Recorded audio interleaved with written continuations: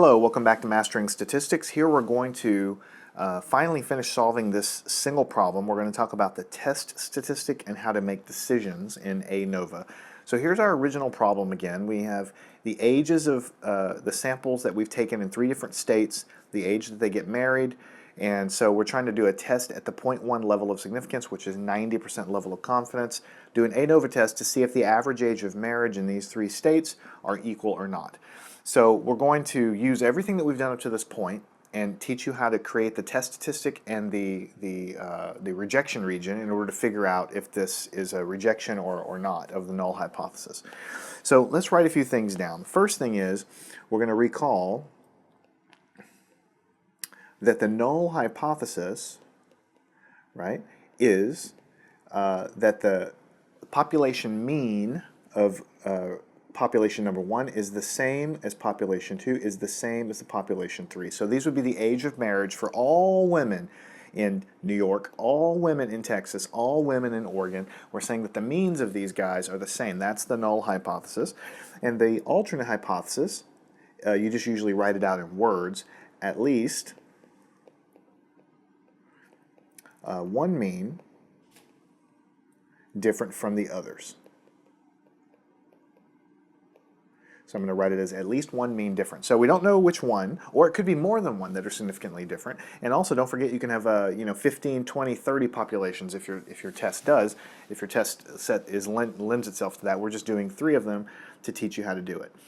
So notice here that we have a 0.1 level of significance, so we'll need to use the correct table for that. And before we actually get into the table, we need to write down what the rejection region looks like for an Anova test.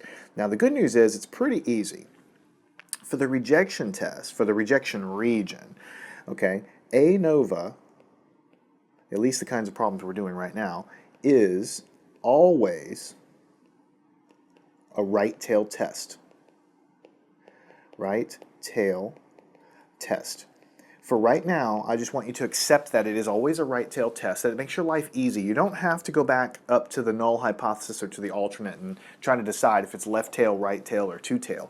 For Anova, it's always right tail. And I'm going to talk a little bit later, maybe in the next lesson, why it's right tail. But for now, just realize that it's always right tail. All right, which actually makes your life easier because now I can draw a little picture and just show you what these rejection regions are going to look like. So we have, for instance, our F distribution. So it can go up something like this, right? This is F.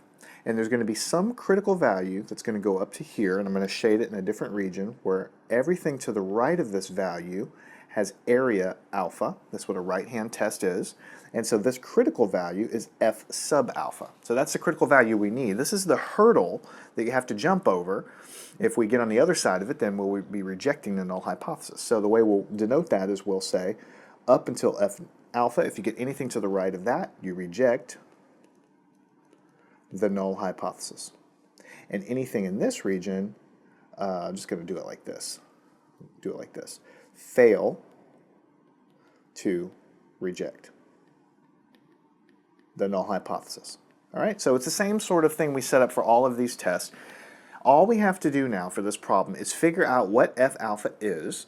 That's our hurdle. And then we have to calculate where our data calculates F to be. And if it's over here, then we fail to reject. And if it's over here, we reject the null hypothesis. So let's go down here and take it one step at a time. All right, let's go to the next. I think we'll do a little bit better if we go to the next slide. So let's go over here.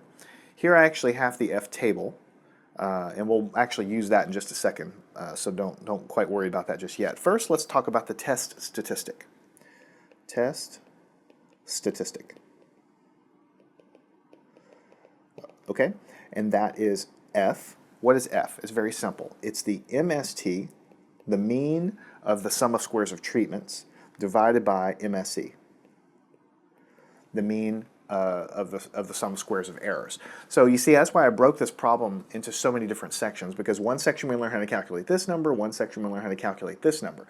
So if you don't remember what that is, go back. You have to start at the beginning with me and go through all of these sections. I don't have enough hours, or enough time to go back through all of what the meaning of all of these are again, but basically we went through this in excruciating detail.